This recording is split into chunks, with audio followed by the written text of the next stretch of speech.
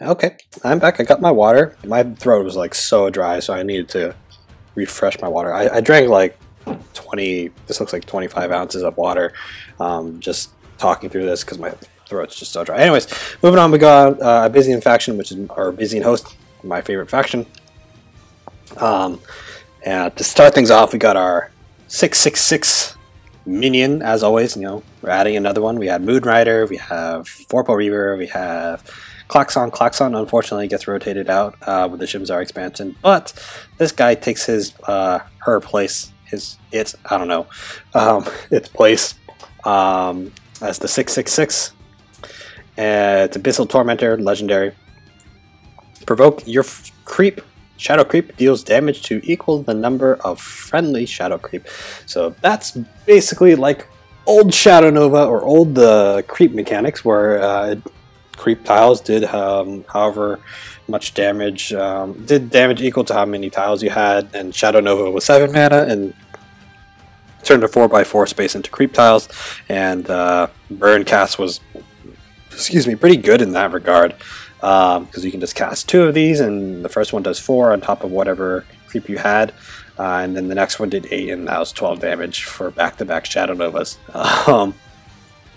Which was pretty busted, especially with cards like Spelljammer into Void Pulse, into Revenants as well, and then you had Dark Seeds as well, doing a lot of just out-of-hand damage, which was a bit excessive for the Byzantine host, and I thought that was good to rework the creep mechanic. As of right now, actually I didn't look through the rest of the cards in terms of creep, because just looking at this blind, what kind of cards we have for creep? Just Abyssal Crawler and Nocturne that generate creep outside of the Cassivus Bloodbound spell, right? Lost Fear of Darkness, Shadow Nova, actually. So those are the 3 cards I think generate creep without going any further. So we'll see. I'll get back to this when I see if there are any more shadow creep tiles, but this could potentially be very good if I see more ways to generate creep that aren't Abyssal Crawler, Shadow Nova, and Nocturne. Got Bone Crusher, which is a 3 mana 0/3 intensify. This meaning gets 5 attacks, so it's a 5/3. You can dispel it. It becomes a 0/3 again, and you just, who cares? Dies to Rebuke, but it avoids Natural Selection and Plasma Storm, which is fantastic. If you play a second one, it becomes a 10/3, so it becomes a Razorcrag Gold for 3 mana, which is not horrible. But a 5/3 for 3 mana is not bad. It survives the General Punch, dies to Phoenix Fire and Cobra Strikes and whatnot, but the 3 mana slot is pretty open for a Byzantine, right? It used to be Saberspine Tiger, but that got nerfed to 4 mana. So it's pretty open now. You do have your Sentinels, which are usually the things that take place because they do generate card draw. They're valuable cards, right? Zaraloth gives you 4/4s in your hand for 2 mana. Bound Tormentor can get you whatever minion your opponent plays next for 2 less mana. So those are draw and highly efficient cards. Will this compete with it? Probably not, because I'd rather have the draw and the openness, the flexibility that those cards give. But this is by no means a sleeper card. There's also Void Talon as well, which can essentially deal 6 damage to face, because it's protected by like the build, right? If you can't deal the build, it next turn turns into a 6/1, deals 6 face damage. So if you wanted to go aggro, then Void Talon would be the route to go in the 3 mana slot rather than this card. This just gets outclassed in my opinion. There are other cards, not outclassed, but they're just other cards to play and execute your strategy better than this card. But it's not a bad card. Moving on, we got Carrion Collector, which is a 2 mana 1/1 epic minion. Dying Wish, lower the cost of all minions with Dying Wish in your deck and action bar by 1. So this is basically Lurking Fear with a body. The reason why this is good for Dying Wish decks is because it's a body. You can contest tile, meaning you can get your 4 mana play. If your opponent dispels it, then that's less dispel they have for the other Dying Wish minions you have in your list. So using Transform or Dying Wish or Dispel on this minion is a risky play because there's going to be a lot more in the deck than just this card, really, right? So you got to be wary of that. Otherwise, this is great for Lurking Fear since that got rotated out, so there's no more Lurking Fear, but this is the new sub, and I think this is better because it comes with a body. Yeah, it has the drawback of being potentially dispelled or transformed, but that's definitely worth just having the body and just having the body on board. And if your opponent forces the removal, then you're in a good position. Anyways, moving on, we got our 3-mana 4/3 for 3 mana. Chittering Tiller, which is a minion, common minion. Frenzy. Makes sense, it has a scythe. Opening Gambit, teleport the enemy general 1 space forward. It's interesting what you can do with that. You can force your opponent out to creep tiles, but this is being so cheap. This is a 9-mana play, and it also requires you to have some creep nearby. But I guess it sets up like potentially a frenzy next turn if your opponent doesn't feel like backing off, right? Or is they're already far away, like kind of far away, you can get them a little bit closer to you, right? Do some neat combos there. But again, it's 3 mana. It's competing with Bone Crusher and the Sentinels and Void Talon if you want to be aggro. Finding room for this card, for these 2 cards, will be difficult. And that's pretty much what I have to say about that. Moving on, we got a Demonic Conversion, which is a 1-mana spell, common spell. Draw a minion from your opponent's deck. It gains +1/+1. Joseki, but better. That's how I think of it. It's Joseki plus better. Draw a minion. I want to say that's steal a minion, because it doesn't say anything like a copy. It just says draw a minion from your opponent's deck. I wouldn't play this. It gives you card draw. It's kind of like if it's steal, like not a copy of. I'm pretty sure it's worded like steal. I'll have to double check on that. But then in this card is pretty good, right? It's kind of like Sphere of Darkness, but it's not really generating you creep or ping, so the utility's not there. Sphere of Darkness is, I think, a little bit better than this card. If you play this card against what happens to be a Madra deck, you can only get a Adjudicator and a Rock Adaptera, which is not bad. Rock Adaptera for 2 mana. But I'd say Sphere is better, but this is a very good card nonetheless. I don't know if I would run 3 of them, because there's also Void Pulse in your list. But if you're a mid-range list, you can definitely utilize this card to its potential, because it's essentially taking a card out of your. If I'm interpreting this correctly, it takes a card out of your opponent's deck, and you get to use it, right? So it's card draw there. Anyways, it cycles itself, is what the big thing is. It's a good cantrip. We got Give It, which is a 2-mana 1/2 rare. Whenever this attacks an enemy minion, destroy that minion and summon a Gibbet on the display. This is good. This is good. Reason why I say that, because if you're trying to play like a control game, this forces your general to punch it, right? Because this trades into anything. So you don't even have to use like a ping punish on it. This is fantastic. This is in a control game. Though if you're not using Obliterate, because Obliterate got rotated out along with Klaxon, I don't know what your end game would be. Oh, it could be Doom. So you can throw this in Duelyst and have this trade with like a big minion, an EMP, and Almyra. Not really an Almyra, but trade with EMP, other big minions, Ironcliff Guardians, fantastic, and you get another Gibbet, so your opponent has to use his face to get rid of it, but at that point you've already traded the 2 mana for a bigger minion, right? So this can just keep coming back until your opponent punches it. So with some provokes, this card can see some pretty good value, really. And it could definitely fit its way into many Abyssian lists. So I like it. It looks cool too. It looks like an undead mini T-Rex with a sword. So this is pretty cool. Pretty cool. Next we got Hex Claw, which is a 5-mana 7/2. Holy my. Dying Wish. The enemy minion, excuse me, enemy general gains at the start of your turn.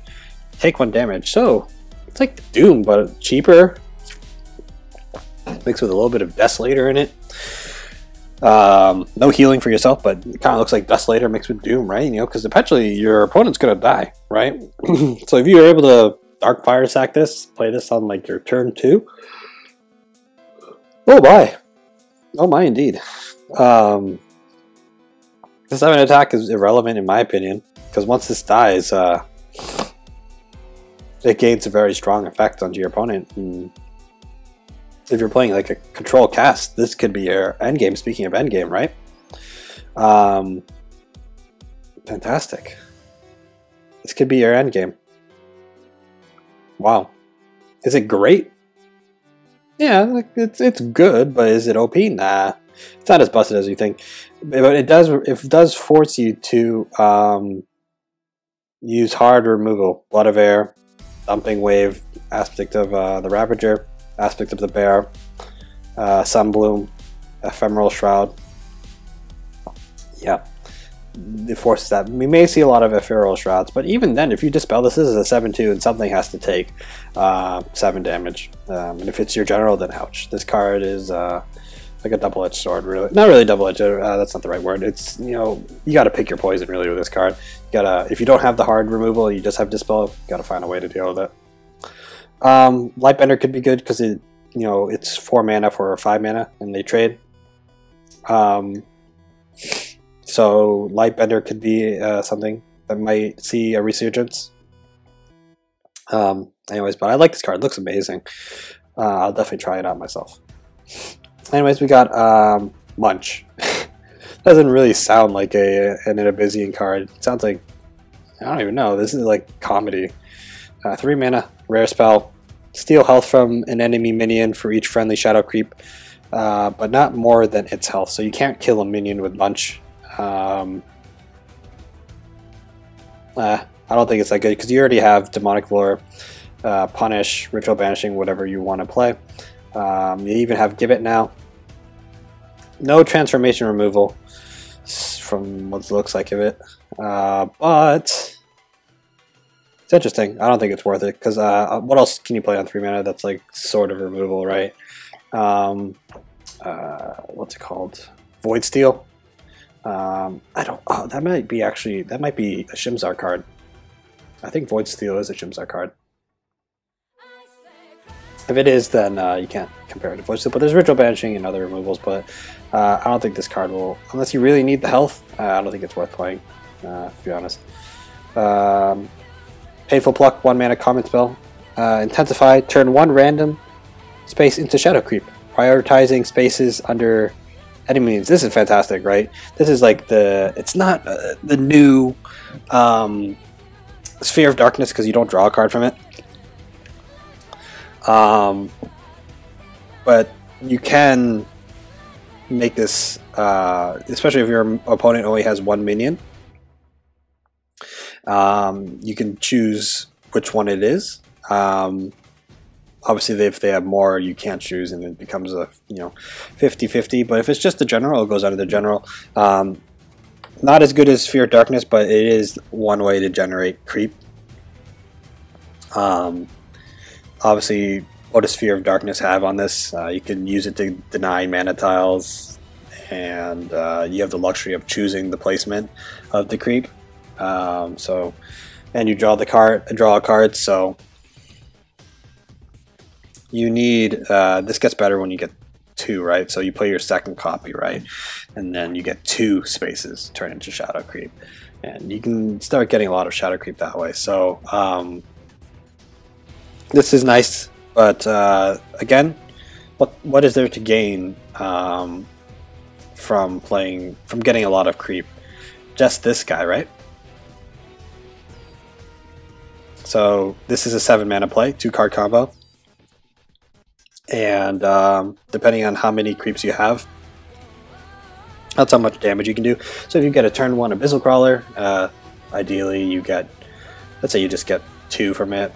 Then another 2 or 3 from your pings, from your general. That's 5 creeps.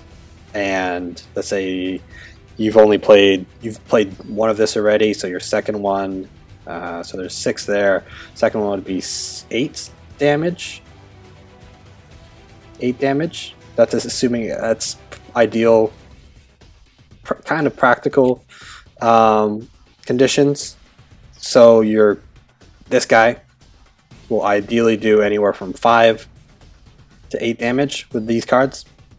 But it seems like you really need like an Abyssal Crawler for this for creep to work to the best of its ability, or this Abyssal Torment to work best of its ability, right? Don't get me wrong, you can still run cards like Juggernaut, so you can still have you know, a very a full creep theme deck. So is it bad? No. Is creep bad as an archetype? I don't think so. It's very viable. Is it great? Remains to be seen. I don't think it's bad. It just remains to be seen. It's just highly contingent on you drawing these cards, really. But I think people are content with that at that point, right? But I guess now, instead of a 1-card deal a lot of damage type of thing, it's more of a 2-card combo now, which is kind of like Decimus Tech Spikes, except you're not drawing cards and it's not as flexible. But that sort of power is available, which is a good thing in my opinion. Anyways, we got our Trial and Destiny card. Let me zoom in a little bit better. We got Underlord Zorzil. I don't even know if that's how I'm supposed to say it. 6 mana, 6/1. Cast 6 spells that destroy a friendly minion. Whenever a friendly minion dies, resummon it on a random space. So if this goes off, that means it can potentially spawn. If it's something like Duelyst, it can spawn on itself, but it's a very rare occurrence because it's on a random space. So you're getting a 6/1, dies to Blood Tier, but I guess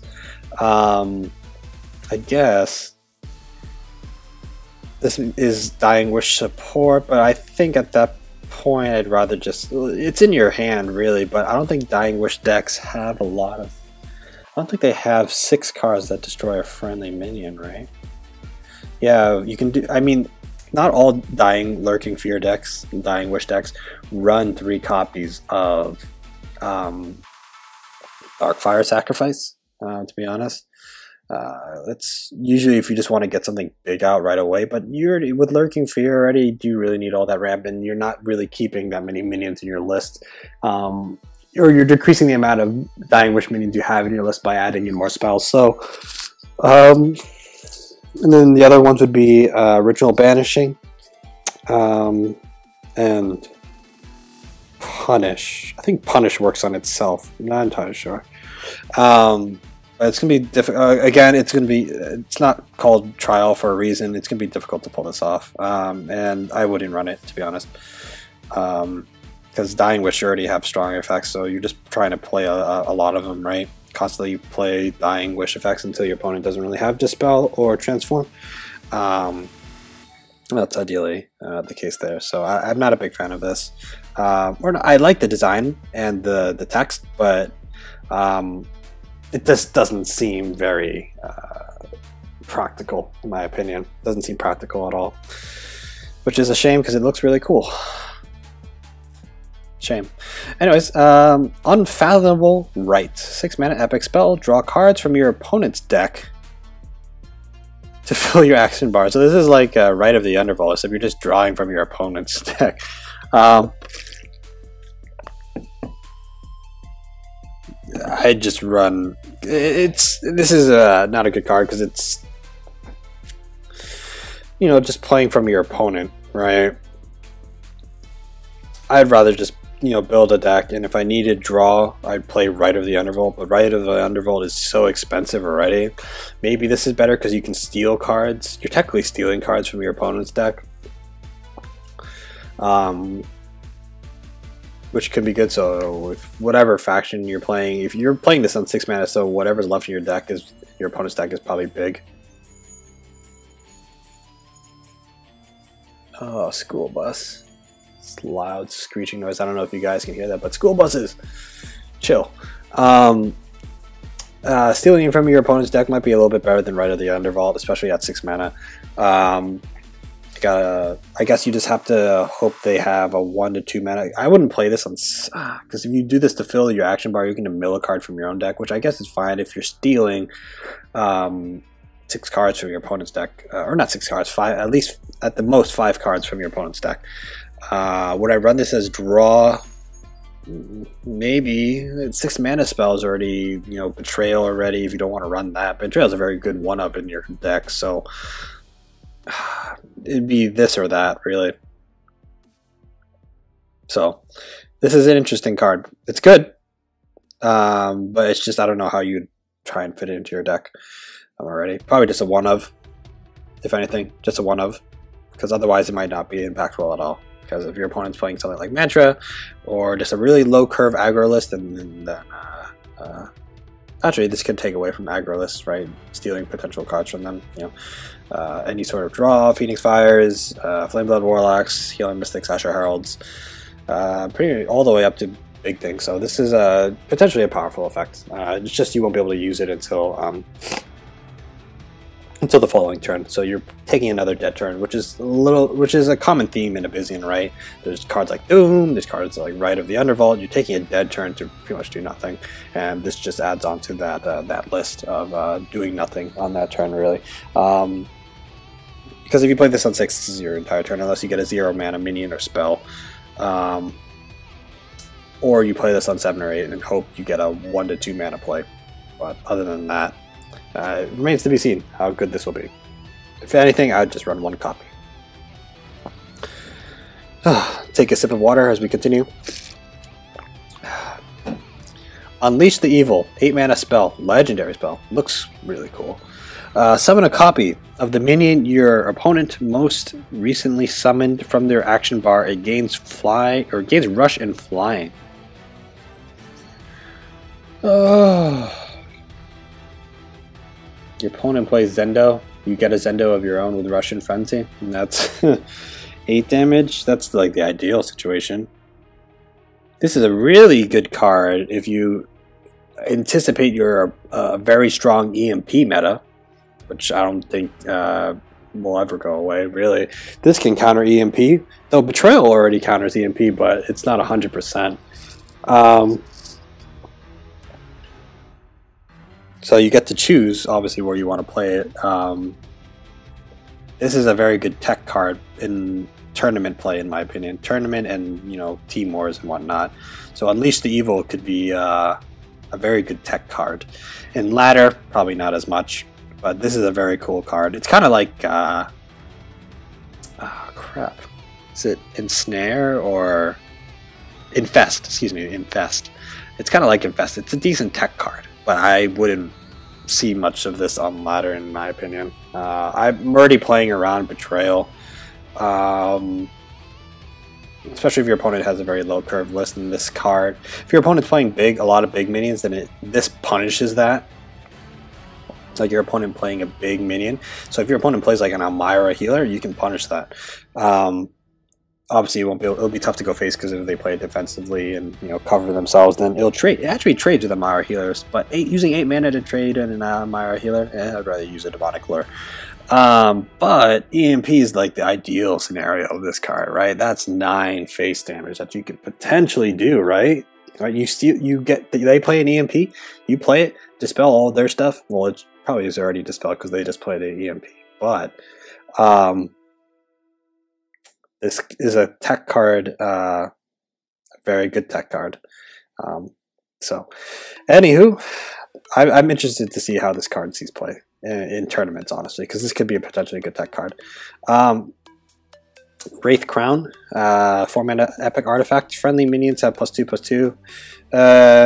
There's Deathfire, Crescendo, and Soul Grim already, and I'd rather play that, to be honest. And there's also Furiosa, so Furiosa, Cryptographer, and a BBS already equates to this anyways. And there's Fear or Chakram, which have Frenzy, which can be a little bit better for 1 more mana. So if you want to go Artifact Wraithling list, which I don't know will be a thing. I don't think it's that strong. I think there are just better artifacts and ways to play it anyways. If you want to go for a swarm list, then you have, as I mentioned, Soul, Grimoire, and Deathfire Crescendo, and if you wanted like Chakram, you have obviously Chakram as its own, and the minions that can go along with that. So I think this gets outclassed by a bunch of other cards. Last card of Abyssian, 2 mana spell, Yielding Depths. If you have 3 or more Shadow Creep, draw 2 cards. Conditional draw, and seeing how it is to draw Shadow Creep, it's really contingent on your ping punishes, not pings, well pings, yeah, pings, painful plucks, and your abyssal crawlers. And to be honest, I'd just rather play Spelljammer over this card, to be frank. So yeah, moving on. It's not a bad card, but I think there are just better draw options. Yep, let's move on to Magmar.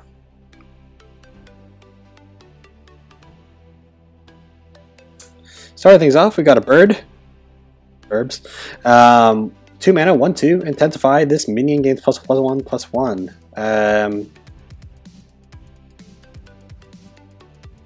There are better 2-drops. This only gets good if you play 3. So outclassed by other 2 mana minions. Moving on. Beastclad Hunter. 4 mana, 3/6. Takes no damage from minions with less attack. It's interesting. It's a 4 mana play, really. But at that point, would you run this over something like Thunderhorn? Probably not. Would you run this over something like Flash Sunsteel? Probably not.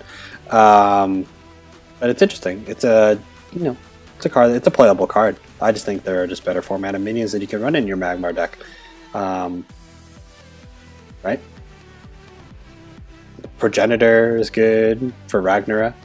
And then Sunsteels and Thunderhorns. I think they're just strictly better. Anyhow, moving on. It's not a bad card. Playable. That's all I have to say about it. We got 3 mana, spell, common. Bellow. Give a friendly minion +3 attack. Stun enemy minions around it. This is interesting, actually. Because this is like pseudo removal. It's kind of like Voth's Brutality, right? But it's not as flexible because Voth's Brutality buffs yourself and whatnot. But it still requires a minion, in this case a friendly minion, whereas Voth's Brutality is an enemy minion. And it stuns things around it. So this can easily set up Mythron, right? While giving you some trading potential or extra face damage if you want to do that thing. Would I run 3 of this? Probably not. Probably just 2. You could definitely run 3 because this is an interesting card. I think this card's good and sleeper good. So it'll be interesting to see how this goes. Deep Impact, 2 mana spell. Deal damage to a minion to reduce its health to 1. I'd rather just play Natural Selection. Moving on. It's interesting, but I'd rather just play... it's also worth noting that you can play this on a friendly minion and you can do some amplification shenanigans. And there's also this card that I saw earlier today, Omnisaur. If you do this on your own... so on a 5 mana play and you have a grown minion on board, you can do this. Plus Deep Impact, and you'll get some value there. So you can do some things like that, but it just seems highly inefficient and unpractical to do so. But those are potential possibilities you can do with Deep Impact. Moving on, you got an 8 mana legendary spell, Extinction Event. Each of your eggs hatches into a Catastrophosaurus, which is right here, which is a 6/26 for 5 mana. Holy shit. My god. This is only good if you... this is only good if you're able to get eggs on the board, right? And, that means you're going to have minions, right? Obviously, so your Ripper goes face, dies. You have, what else? Rex. Would this be an excuse to run Rex? Oh my god, I hope not. So you can run Rex and anything else that has, Rebirth, and I guess throw them into your enemy general and hope they die and turn into their eggs. So you can get a Catastrophosaurus. This is such like a greedy card, and it seems very unlikely, but it's hilarious. Because this looks really cool. This looks really cool. So well done to CPG on the whoever designed this. This looks really cool. And I'm curious what the attack animation is with this little. I would imagine it's like a little energy ball that just shoots down on stuff. I don't know, but it looks really cool. It looks really cool, but highly unpractical. So impractical, excuse me. Anyways, we got Gargantuan Growth. Give a minion grow +8/+8. Oh my god, this gets countered by Lightbender so hard, but it's a nice meme. If it goes off, then wow. But again, not practical. Anyways, we got Haruspex, which is a 7/6 legendary minion for 4 mana. So great stats. Obviously, that means they're going to be. There has to be like a drawback of some sort. Whenever this minion takes damage, your opponent draws a card. And if you're playing something like Starhorn already, this could go very well in an aggressive Starhorn list. It's a little bit expensive and might not be considered for a burn Starhorn list, but you can definitely throw it in there and your opponent has to use a resource to get rid of it. Especially if you're going second as Starhorn, you play this and you're playing against Vitruvian, what do they have for it? They can't Blood of Air, they can't Sand Swirl, right? They don't have enough mana, so when going second, you drop this thing and your opponent's like, oh crap, how do I deal with it? The only way they can deal with it, Homeostatic Rebuke. Hopefully they didn't play a minion. Natural Selection. Aspect of the Ravager. Ban our cards, right? Martyrdom is another way to deal with it. Onyx Bear Seal. So this this is potentially a lot of damage if your opponent can't answer this right away. So this is actually pretty good. Pretty good indeed. Almost very strong. I don't want to say broken, but it's very strong. Hate Furnace, 4 mana Trial and Destiny card, 5/4 for 4 mana. Cast 5 spells that give a minion plus attack. So what does that mean? It means you need Amplification, Thumping Wave, Primal Ballast, Greater Fortitude. I think that's it. I think it's plus attack. I think that's it. I'm not entirely sure off the top of my... Oh, there's that new card. It gives attack equal to your general's attack. There's that card, and there's what's it called? Primordial Rage. It's like whenever something takes damage, give +2/+2 to a minion. So there's that card as well. So there's a lot of possibilities you can do with this. This seems like one of the easier trials to get, but it means obviously the trial is to play 5 of them. So ideally it would be just like cheap spells like Greater Fortitude and Amplification, maybe Primal Ballast. I think that's about it. Oh, Bellow. You can also use Bellow. Totally forgot about that, and I just went over it. So you can do those, Bellow, Greater Fortitude, all good to proc this. But again, it means you're going to have to make space, 1 card space for this, in order to get minions summoned from your action bar, Rush and Frenzy. And that just might be worth adding into your deck. So watch out for this card. You'll see it from from the Mulligan phase. So you'll see what Trial and Destiny minion your opponent has in their deck, and obviously you got to play around it, right? So you got to play around pretty much Mercantor every turn. So this is interesting. I definitely want to try out this card. This is actually like one of the only Trial and Destiny cards I actually want to try. The other ones just seem so unlikely. Maybe the Vitruvian one, just getting permanent flying, would be interesting. But this is really cool. And plus the design's amazing. I've never been unimpressed with... I don't think I've ever seen a really bad Magmar design, to be honest. They've all looked so good. Maybe because I just like dinosaurs. Maybe that's just me. But anyways, we got Invigoration, 2 mana spell. Intensify, restore 3 health to your general. So the second one you get. Obviously this is like a more expensive Sundrop Elixir, right? But it has the potential to heal more. 1 more health for 1 more mana. Is that better? Nah, I'd probably just play Earth Sphere unless I really needed the low curve healing. But with cards like Golems and Rage Binder, healing shouldn't be that hard to come by with Magmar, especially if you're able to preserve your health pool, right? You have Earth Spheres and Soaring Finality, so I don't think you really need a need for this card, to be honest. Moving on, we got Crater, which is a 2/4 3 mana opening gamut, deal 1 damage to everything. So this is basically the old Scorn, except it had, what was old Scorn? Old Scorn was a 3/4, right? Yeah, this is Scorn, like the Scorn of 2018, which is good. So it becomes a 2/3 for 3 mana, but you got the AoE. This could be nice, dealing with combating Riva if you don't want to use Scorn if it's too low curve.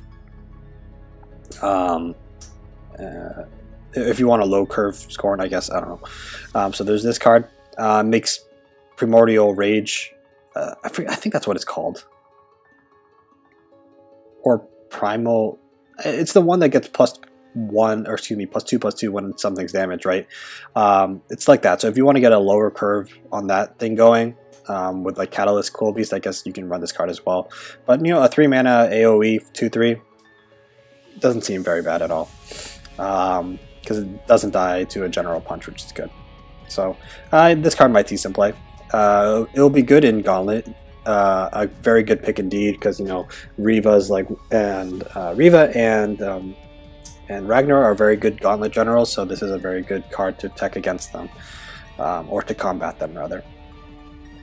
Anyways, we got Mitotic Induction, which is a 2 mana epic spell. Summon an egg of the minion most recently summoned from your action bar. The Cancer would be a good candidate, but it's expensive already. So you play Mythron. It's a greedy card in my opinion. I'd rather just play a minion. But it's interesting. I'd rather just play a minion, to be honest.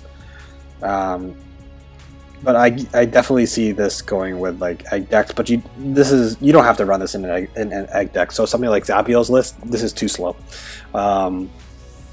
I wouldn't run this in like something like Zapiel's list. It would be like way too slow, and just too slow in general. If you're running just like a regular egg deck, it's a nice meme. It's kind of like Valknu Seal, but just for a minion, and not as good in my opinion. But yeah. Anyways, we've got Mortar Maw, which is a 5 mana 4/4. The range, whenever this minion attacks, it also damages minions around it. So you gotta play around Mythron like this, but this dies to Holy Immolation, Lava Slasher, Mythron's, you know, the usual suspects when it comes to having 4 health, right? But it does have a good effect, so play around this like you would Mythron, Lava Slasher, or excuse me, Mythron, Holy Immolation, or whatever. However you play around that, right? Anything with Frenzy. Try and space yourself out. Yeah. Would I run this over something like Lava Slasher? Ooh, it's close. It contends with a lot of slots, right? But it could be something that, you know, that Magmar needs, right? Magmar struggles with things at a distance, right? So if you happen to slip away from Magmar, this might be the way to draw your opponent back into the fight, right? Come back closer to you. Otherwise, they can just get punished for running away and staying clumped together, right? So this is not bad. This is very good. You can play around it, but if you don't, you can get punished.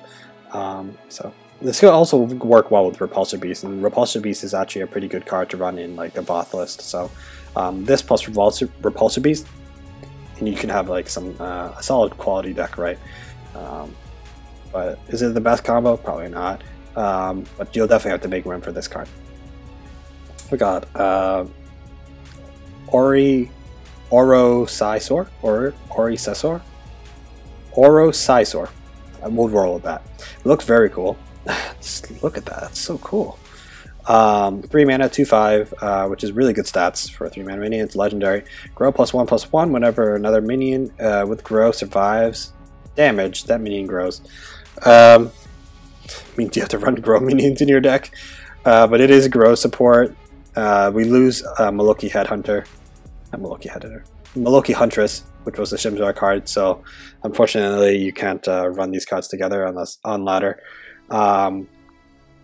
Yeah, this doesn't work on itself, obviously, because it says another friendly minion. But if you have 2 of these, then you could, you know, play this and flash out another on 5 mana, or excuse me, 4 mana. So so you play this. You can actually do this going first. It's a 3-card combo, going second, right? Play this on the tile, flash out another one, and it becomes a 3/4, right? Because it, you know, -2, and then so it becomes a 2, or excuse me, yeah, it becomes a 2/3, then grows +1/+1. Could be interesting. And it's a 3. You get 2 minions, a 2/5 and a 3/4, but for 3 cards, and your opponent has to deal with them because they grow the following turn.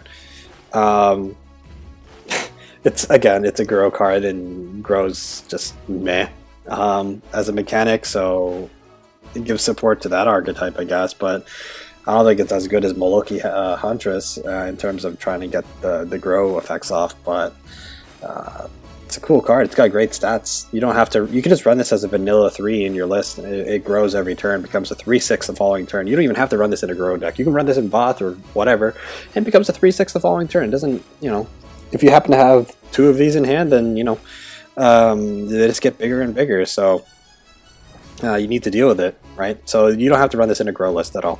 You can just run this in a regular mid-range list, right? What else is there? There's Pterodon, which is basically the same thing, except it has 3 more health, except this one grows. So this is potentially better than Pterodon. You greater fort this, and it becomes a 4/7, and then a 5/8. So with buffs, this thing becomes a threat pretty quickly, right? And you don't even have to run other grow minions for this, so this is a good card. This is a good card indeed. Last card of Magmar, it's Zoetic Charm, which is a 2-mana artifact. Your general has +1 attack, and your eggs have force field. Oh my god. What's it called? Morinker is rotated out with Shimzar, and I guess this can go away. Go with your eggs, but you need a way to activate them, so Morinker was superior in that regard. But this does mean you do not have to increase the health. Actually, no, because it's only 2 eggs. It just means your opponent... So with Progenitor, actually this goes very well with Progenitor. So if you're able to amass a large amount of minions, and Progenitor is 4 mana, so on 6 mana you play... or you can even flash it out, but usually the egg lists don't run flash. I mean, you definitely can, but I know the top ones don't run flash, so Zabiel's list does not run flash. You run this on 6 mana, you have a bunch of little guys, and then you spawn their eggs behind them, and those eggs become difficult to kill now. Yeah, and you get +1 attack, which means you can trade with 2/3s pretty efficiently. So, not quite a Morinker, so you're pretty much just limited to. You know, Wild Inceptor and Eggmorph to hatch minions.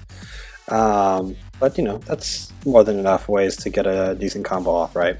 You just can't deal insane damage on 6 mana, right? With 7 mana technically if you have Greater Fortitude.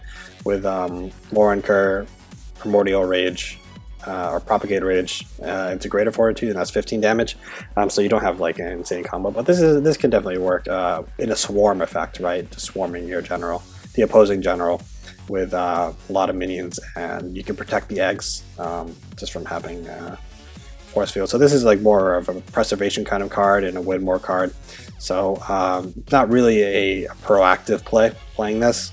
I guess it is protecting your minions a little bit, but it's not as like proactive as like, okay, I'm going to remove this minion and I'm going to get a lot of damage in. Nah, it's more like I need to set up for the next turn and potentially get a lot of damage there.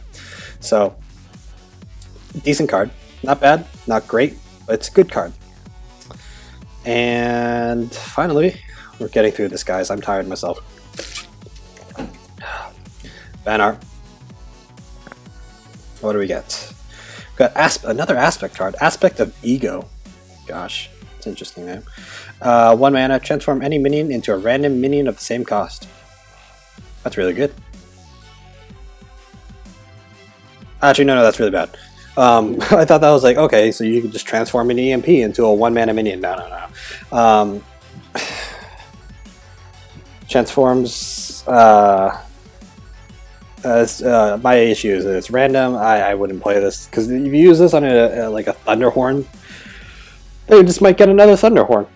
So it's like, why did I even play this in the first place? So, what else can you play? You can play this on a damaged minion, I guess, and you know it's not going to survive through the next turn, so you get a full health minion following turn. But again, that's a greedy play, and I'd just rather try and develop another minion, right? Anyways, Cloud Caller, 5 mana, 4/5, very good stats. It's a 4/5. It's actually a little bit less for a 5 mana play. Like look at Blue Conjurer, it's a 4/6. This has 1 health, but it's legendary and has an effect. Opening Gamut. Your Bloodbound spell refreshes and is Lesser Water Ball this turn, which is a 4 mana,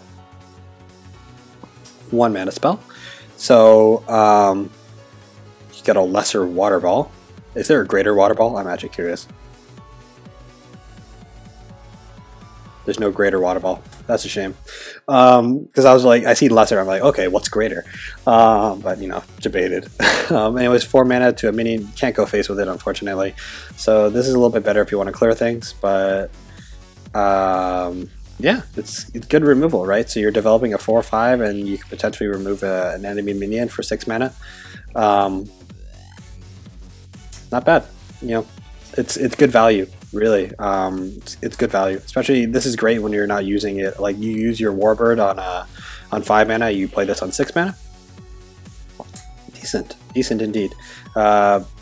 Very, very good high tempo card in my opinion. High tempo in the mid to late game, in my opinion. So developing the 4/5 and potentially removing a minion is good. So I guess that's why they're busting out minions with over 4 health, so this doesn't really get every single minion, but oh well. It gets my Purgatos, which is a little bit sad. So if you watch the Team Wars from earlier, Purgatos dies to this, which makes me sad. Anyways, we got Cryonic Potential, which is a 3 mana common spell. Give an exhausted minion +6/+6. Oh man, it demands hard removal. I have to say that. Hard removal and dispel. So it's just pretty much setting up for the next turn, and if your opponent can position around that, this card's not that great. Anyways, moving on. I'd rather play what's it called? Unless that was a Shimzar card. It gives your minion +5/+5, so your tigers become 8/7s. I forget what it's called. It'll come to me. Yeah, that's just strictly better. But if that's a Shimza card, then this card is its replacement, and not replacement, but like a pseudo replacement, and it's just not as good. Anyways, we got Disciple of Yggdra, which is a 3 mana 2/3 legendary. Whenever a minion is stunned, transform this minion into Yggdra's Veracity, which is a 5 mana, 3 mana 5/5. And whenever an enemy minion is stunned, fully heal this minion. So this is like Elena support. It's a big minion for Elena. So on 4 mana, you play this, stun something, and get a 5/5. Stun a lot of things, Frigid Corona. Needs more stat effects. Well, actually, it's good that there's only a limited amount of stat effects. Could you imagine stunning everything? And healing this thing. It's a 5/5. It's got a lot of attack. It's a big threat early game. Gotta watch out for it. It's conditional, but its condition is not that hard to meet, right? So this is good. It's a good card. It might be what Elena needs, right? Something unique to her. It's also worth noting on 4 mana. Yeah, you can play this on 4 mana. Though it's not going to be healing itself. It's if you can get this out earlier, I guess, like with the Cryptographer, hit something, and then when your actual BBS comes up online, and then this will heal itself. That's just, I guess, extra value, but getting a 5/5 early is good. Endless Hunt, which is a 4-mana rare spell. Summon a 3/3 Vesper Night Howler. Put an Endless Hunt into your action bar. So this card just pretty much cycles itself. It's basically playing 4 mana for a 3/3. Doesn't seem worth it. Anyways, moving on. Doesn't seem that good, but it seems interesting because Night Howlers are tokens, so this does play into this right here because it is a token. So if you want to try and trigger that more, you can use it, but it's playing into this too much. But anyways, we got Fenrir Berserker, which is, ooh, this looks cool. It looks like the tiger mixed with the War Master and just got jacked and hit the gym. Fenrir War Master, Berserker, whatever. 5 mana 4/3 rare. Dying Wish summon a Fenrir War Master on this place. So demands Dispel. If this is Dispel, this card sucks. Or Transformation, which is, I guess, good value because you're spending 5 mana transforms. Blood of Air, right? On this, or Aspect of Shimzar is actually pretty good. Or Aspect of the Ravager is pretty good value on this card anyway, so yeah. Ice Age, I don't think this is worth playing, honestly. It's neat, but I don't think it's worth playing. I'd rather just play Draugr Lord for 1 more mana, honestly. Ice Age, 7 mana, legendary spell, summon Blazing Spines along the outside of the battlefield. So that's kind of like that one boss battle where there's Blazing Spines like across the entire map, right? This could be good because this plays in it's Blazing Spines, so that's just one unique token. So it doesn't really play. It does accelerate that, but if you're playing Embla, that's the best way of using this guy. It also costs 6 mana, so you would have to play Embla into this guy, right? And hopefully, if your Embla generates all 3 walls, that's only 3 tokens, and you still need something like a Night Howler and another means of getting a token. Chimera, I guess. Chimera generates tokens, so you can get a lot of tokens that way. So I guess this would you could run Chimera in this list, but there's like no flash, and it's like kind of hard to get the immediate token. So I don't know.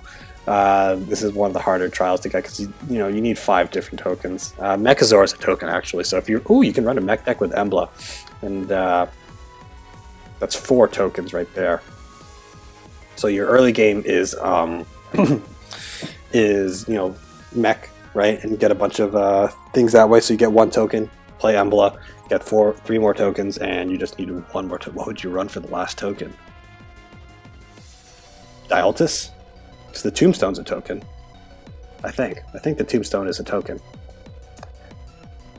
Yeah, I think that's the other way. I'm not really familiar with tokens off the top of my head, so I think that's one of the ways. I don't know if that's the best way to do it, but that's one way I can see of practically getting 5 different tokens, right? But all around, getting a 6/6 is nice, but your tokens get +4/+4, which is like, kind of like Winter's Wake. So giving your walls, Loom Charge. You don't even need the Dial to screw what I said. You can run Luminous Charge, and this can go with that. So it's interesting.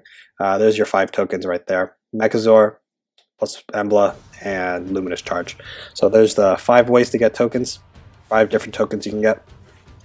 Interesting indeed. But as to Ice Age, I wouldn't play. I'd just play Embla. Though it's interesting in the late game, it forces your opponent to try. It makes the map smaller essentially for both you and your opponent. So I guess it gets you to mingle with each other more, forces you to do that, I guess, because it means you can't really retreat either if you wanted to as Fae, right, and try and win Warbird. I wouldn't play this card. I would just play Embla. Is Embla? I'm really bad on what cards are in what expansion. Because if Embla, I don't think Embla is Shimzar.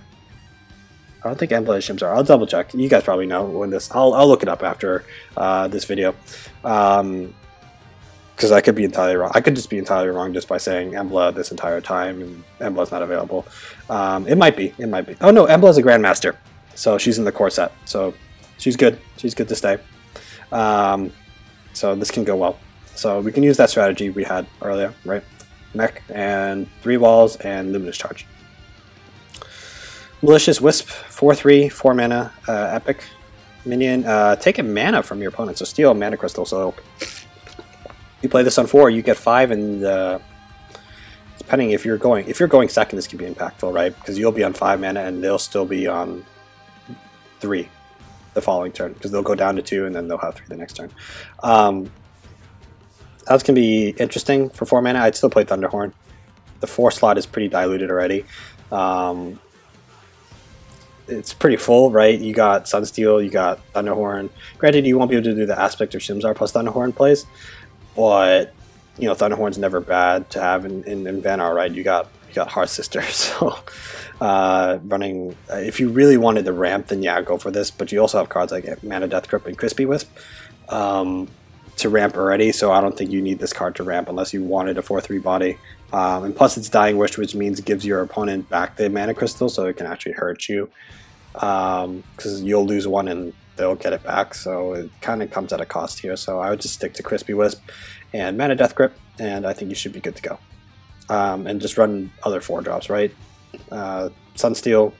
Oh no, Sunsteel rotates out. Purgatos, right? Thunderhorn, Spelljammers, etc. So, anyways, we got, or this card right here. This has to have a drawback or something. Meltwater Moose. This looks really cool. 6/7. Whenever this minion, or when this minion is summoned, stun it. So it won't be able to attack until the turn after. Because it's going to be stunned for this turn, so it'll be available the next turn. I think. Because it'll be stunned this turn. Means it won't be able to attack this turn, which means it's not going to attack this turn anyways. Does this apply with this is only when an enemy is stunned. It's unfortunate. Because imagine this plus this and this could have cool interaction, but it's enemy and minion. It's a big thing of stats you have to deal with. I'll definitely try it out. Seems decent. Good budget card. Moving on, Permafrost, 3 mana, epic spell. Stun an enemy minion. Stun minions. Stun a nearby enemy. So you just play this like play around this like you would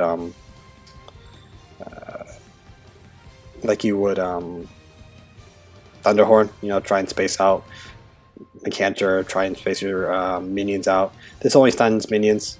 Oh no, stun a nearby enemy. Oh, this could be actually interesting. Stunning an enemy general. So you got to play around Permafrost. Would you run this in outside of Lena? Yeah, sure, why not? Because it could help set up like a mid-range play, right? If you run 2 copies, if you run some big minions, right? Ramp. Permafrost could be good, but you're going to be sacrificing card space for this card. Interesting. Interesting. But this is definitely an Elena card. Elena, who you ask? Who's that? I don't know. It's a new general, I guess. Maybe she'll be good.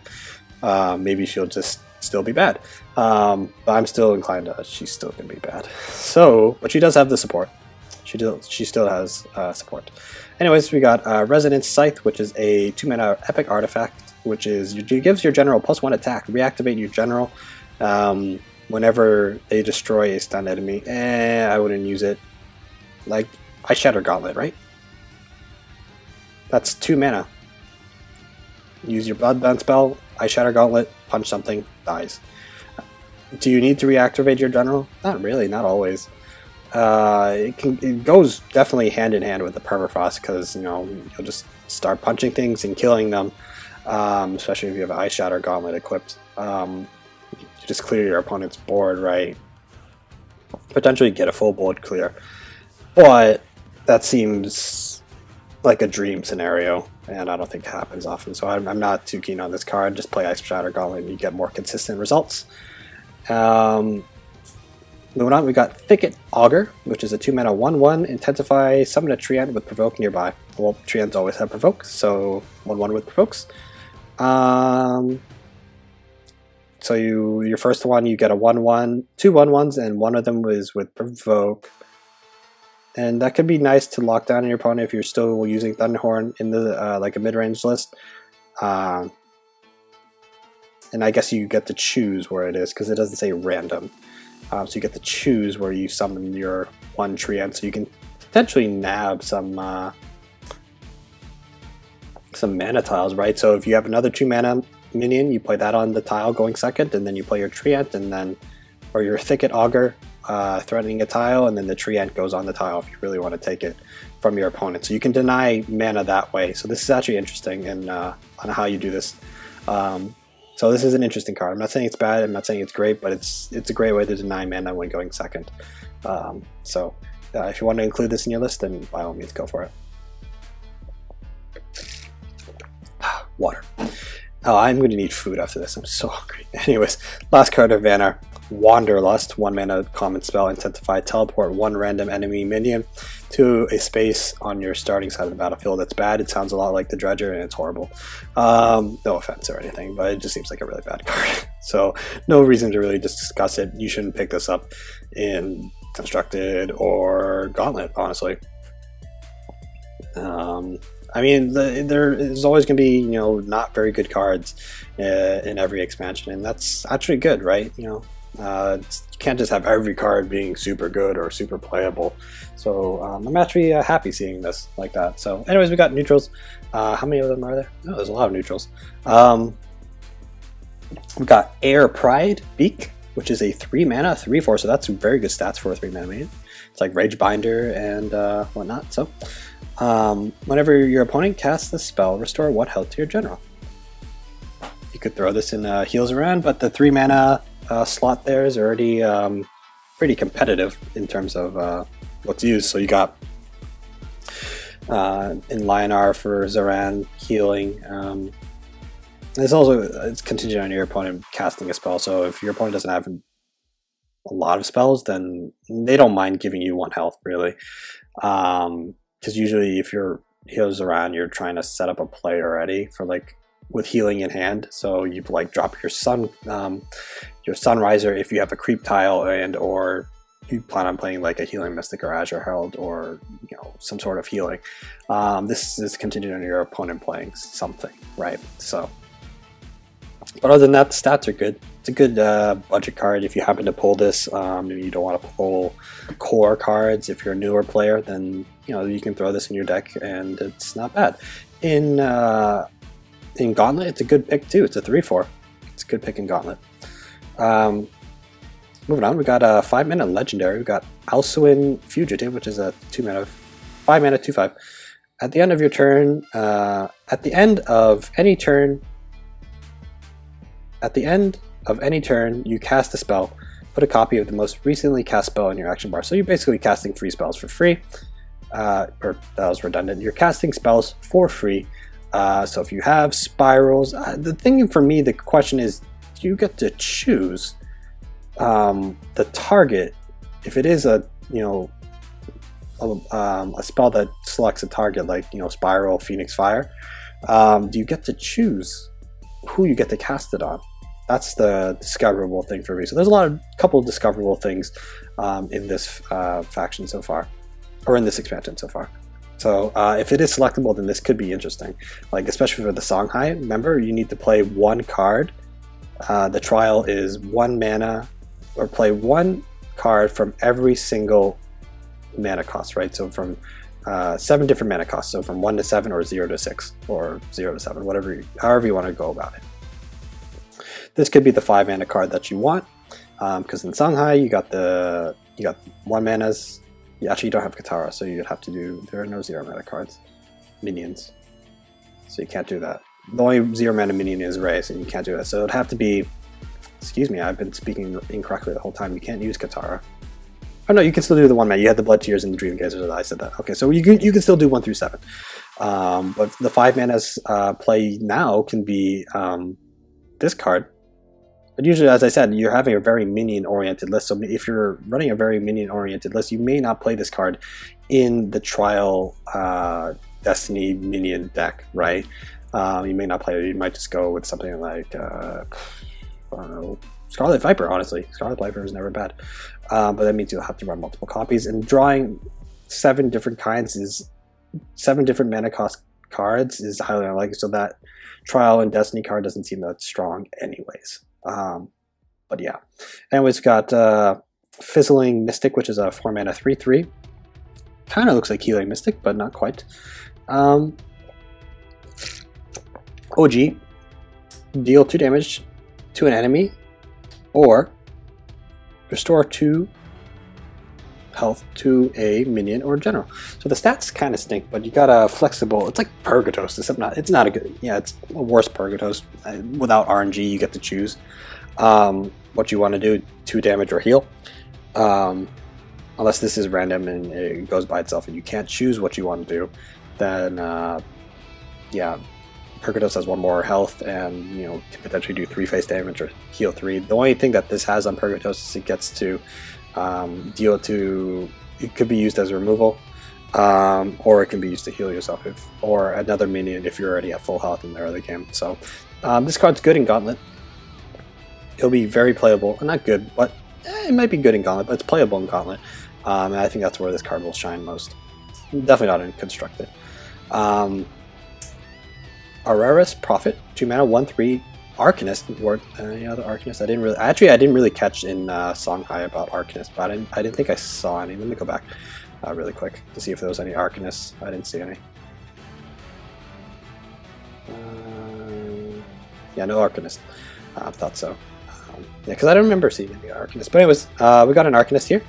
Araris Prophet, which is whenever you replace a card, shuffle a Brilliant Bloom into your deck, and that's a 0 mana spell, so this can go very well with Songhai, right? You know, this could be like your Rakadaptera, but it's not going to synergize with 8 gates very well.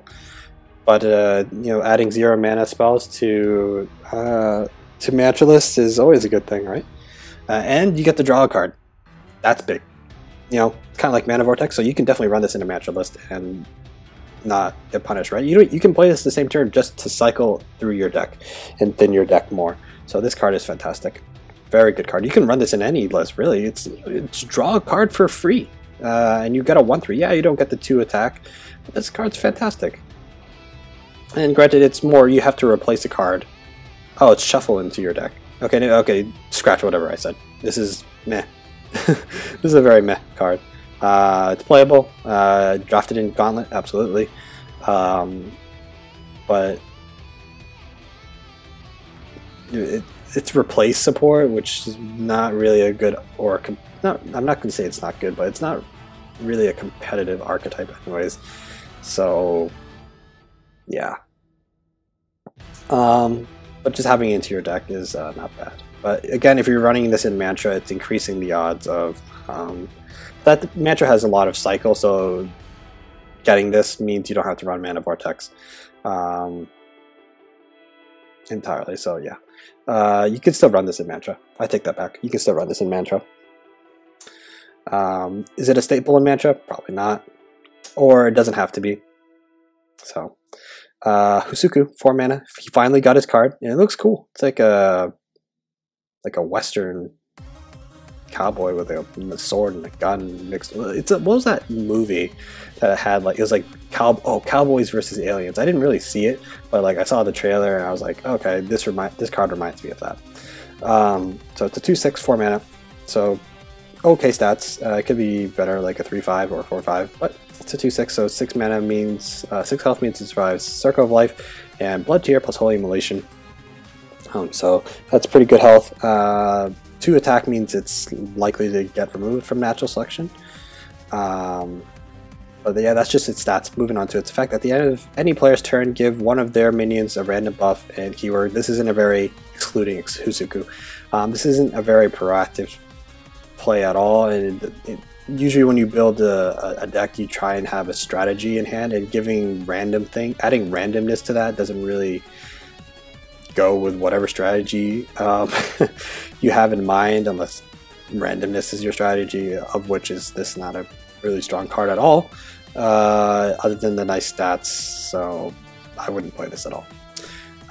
Anyways, we got a 5 mana, 3/6. Now this is good stats. Not really for 5 mana, so it's like Primus Shield Master, but for 1 more mana. But we'll see what it has. Whenever your opponent summons a minion, summon a 1/2 Puka with Provoke in front of it. And a Puka is a 2/1 as it says, and it's pretty cool looking.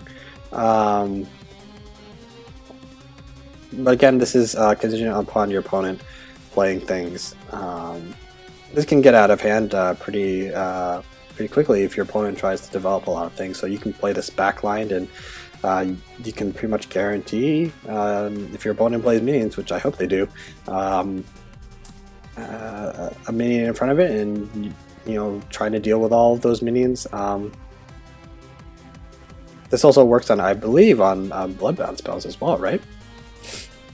It's just summons. It doesn't say summon from action bar. So if your opponent summons Heartseeker from Riva's BBS or Poop Dervish, you can play it unless the Poop Dervish plays right directly behind Xerix, then this wouldn't activate. Same with Riva's. You would have to play directly behind her in order to deny the Provoke minion. But interesting. Dies to Plasma Storm, which is really unfortunate. As you play this on 5, your opponent could just play like Plasma Storm, and right. So, Lodestar, 6 mana, 4/4, epic minion, airdrop, force field at the end of the turn. At the end of both players' turns, pull some things. Oh gosh, counterplay with the very descriptive text. Pull some things to this minion. What do you mean some things? Like minions in general? That's what I assume. So at the end of the turn, you're gonna be in this thing's face. It's not really a good card. It's not really good effect for both players, to be honest. It can hurt you and your opponent. It could alter your positioning. Could alter their positioning. Because it seems just pull some things. I don't even mean by some things. Is it one thing? Is it two things? Is it everything? I don't know. Discoverable. That's all I have to say about that card. It looks cool too. Look at that. It looks pretty cool, but discoverable. Mirror Room, which is a 2/1 for 1, which is actually, you know, very good value. If it was a 1/2, it'd be a little bit better, so it doesn't die to Bloodtear Alchemist. But what can you do? Open a gamut. Shuffle 3 cards of a friendly minion into your deck. And that's not bad, right? You know, if you really like a silver card, throw it. You get 3 more of them. Revenants, you get a lot more Revenants. But usually, if you're playing Revenant, you're looking to close out the game already. So this is actually not something you would play turn 1. This is more of like a mid to late game play on a card that you already have, obviously in play. So trying to fit this into your deck, it's going to be difficult. But it's a decent effect nonetheless, and it's actually pretty good with like Gauntlet, right? You know, as you try and develop a curve, right? You play this on one of your 4, 5, 6 mana minions, and you know you get more of it into your deck. So essentially, you have more value than your opponent there. Anyways, moving on. 7 mana. Oh gosh, how do you say that? Mauve. I'm not even trying. That looks really hard to say. 7 mana, 7/7 legendary minion. Whenever you summon a minion, burn 3 cards from your. Oh my god. The RNG. But at that point, your opponent's probably around 20 cards, and you can try and make a mill deck. I noticed like there's a Abyssian. It's like steal cards from your opponent's deck, so you could make a mill Abyssian list. Which doesn't sound like the worst thing in the world. It doesn't sound good, but it doesn't sound horrible. And plus the stats from this is pretty good. But this also requires, you know, playing additional minions. So, but it's a 7/7. It's pretty resilient. EMP just eats this. So, yeah. If you play this, it means if you just play this naked, then you'll have to wait a turn. Hopefully it sticks. Until you play another minion and you start burning cards from your opponent. You can do like flash this card on 5 mana, right? Flash this card out on 5 mana, and hope your opponent doesn't have a way to deal with the 7/5. But It's interesting. It's a cool design, to be honest. But at this point, again, it's 7 mana. What can you do on 7 mana? You can play EMP, and that impacts the board immediately. So that's where this EMP just has. I mean, EMP is just such a good card. My gosh, I just feel like it sounds like a broken record at this point. It's the EMP. It's like the ideal 7-drop, or the best 7-drop you can possibly play, really. Because this effect is so good. Anyways, we got Mythron Wanderer, which is the neutral Trial and Error. Not Trial and Error, Trial and Destiny minion. 6/6 for 6. Have no duplicate cards in your deck. So this is a Highlander minion. And the minions gain +1/+1. Yeah, this is Highlander AF. Not very good at all. You could, if you see this in Gauntlet, I don't know if you can get Trial and Destiny minions in your Gauntlet draft, because it's 3 cards of the same rarity, or relatively the same rarity. So the only exceptions would be like a basic and a common. Those could, you know, pop up on the same 3 cards, 3 options in Gauntlet. But there's only 1 for each, unless there's another. No, there's not another Trial and Destiny minion. So that's why I'm wondering, how would this work in Gauntlet? Can you get this in Gauntlet? I don't know, because you can only have 2 options, right? You can get the faction one, Trial and Destiny minion, or you can get the neutral one. And it's actually worth noting, if that is the case, if you can get these in Gauntlet, what would the 3rd card be? Would it be an epic? Would it be a legendary? Would it be something else? Or anything, rather? So any rarity as the 3rd option remains to be seen. Discoverable again. But this is a Highlander card, as I said earlier, so pretty bad. We got Orbo, the Ostentatious, which is 3/4 for 3 mana. Legendary minion. Opening Gambit. Transform the cards in your action bar into random prismatic legendary cards. Is actually hilarious. Which means you don't get to keep it, but you get to have prismatic cards for the time being. These are random, so this is across every faction and across the neutral pool that are legendary. So bless RNGesus. And that's that card. It has good stats, so bless RNGesus. So I can definitely see some people memeing around with this card, because it's transformed 3 cards. It's not put 3 legendary cards in your deck or hand, which would be absurd actually. But yeah, because if this was like a Sworn Sister, then that'd be insane.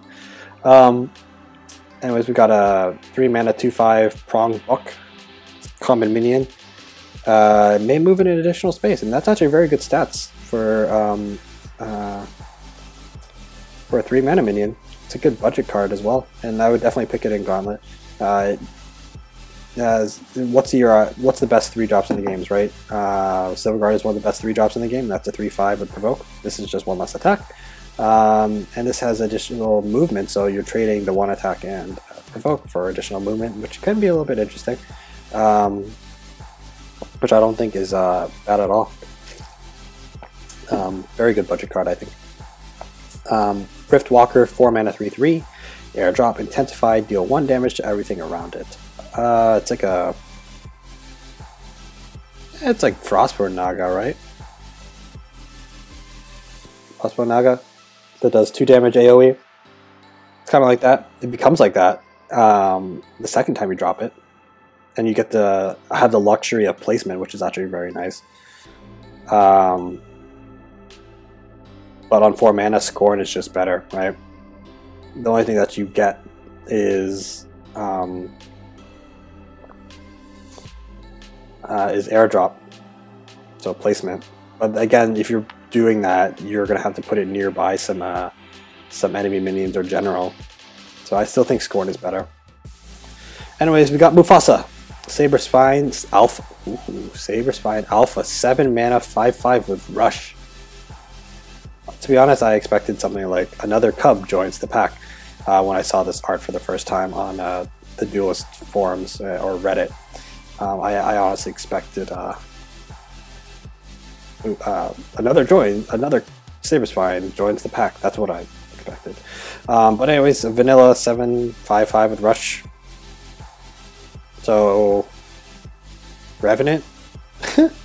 Except it doesn't, you know, have the effect of Revenant of dealing 4 damage, and it has 1/1 less than Revenant, but doesn't seem bad. Doesn't seem bad. Having, if you're an aggro list and this is like your top end, yeah, go for it. And it's a 5/5, right? It sticks. It's going to be a 5/3 after you go face for 5 damage. On 8 mana, you can roar it with Lionar, and that's basically Tiger Holy Immolation, right? It's a better Tiger Holy Immolation, actually, except you're just not getting the AoE. Like, usually when you do Tiger Holy Immolation from Argion, you're looking to just kill your opponent, so yeah. This is like Tiger Holy Immolation, except instead of dealing AoE damage, you have a 5/3 or a 7/3 at the end of the turn. Wow, it looks cool. I might play with this because I love the design and I love tigers. Skarzig finally got his card. He's a 3 mana 1/2 legendary minion.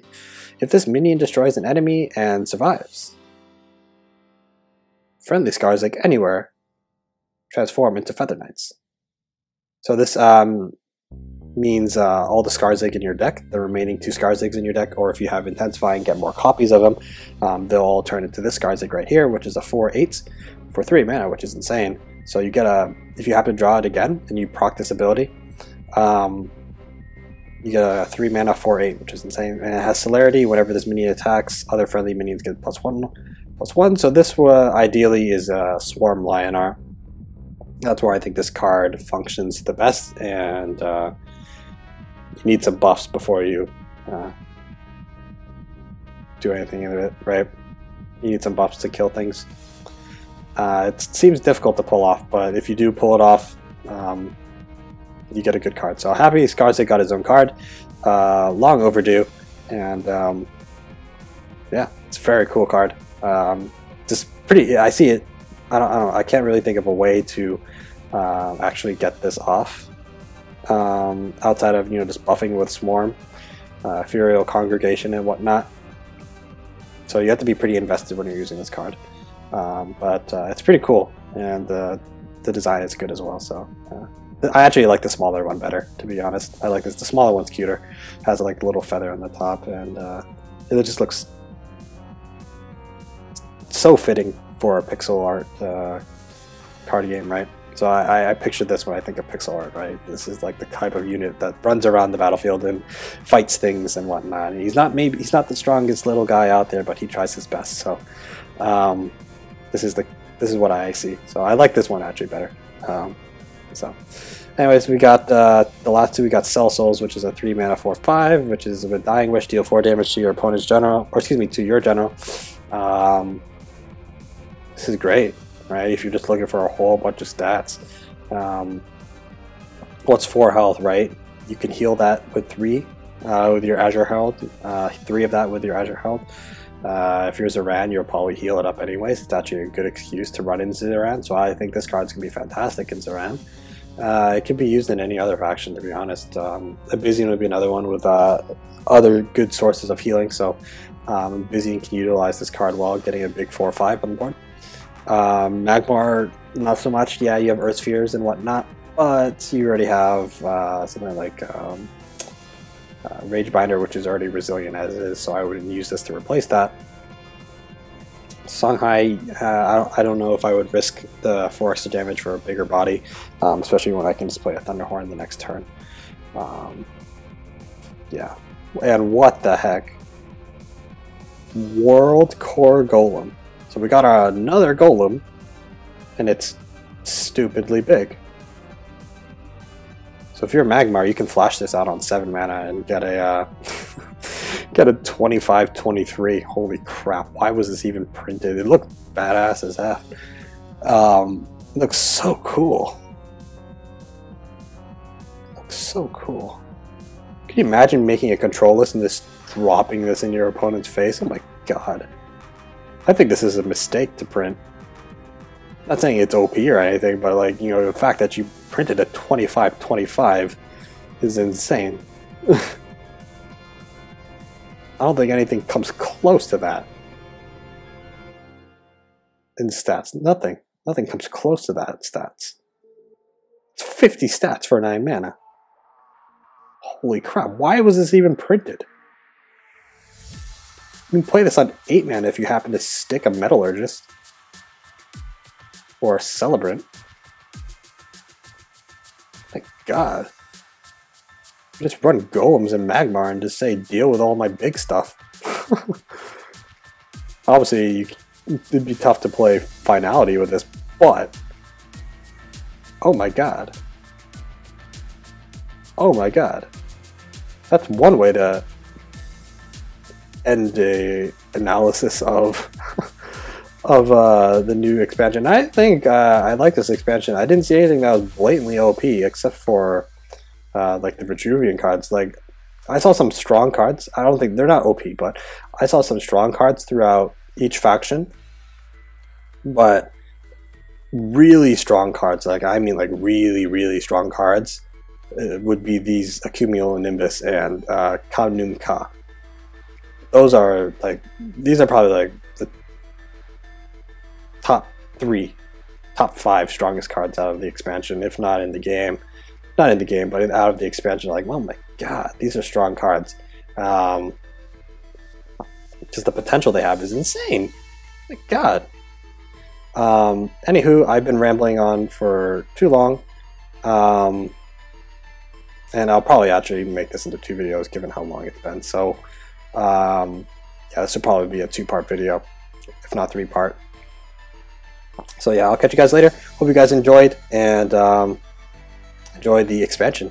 Later, guys.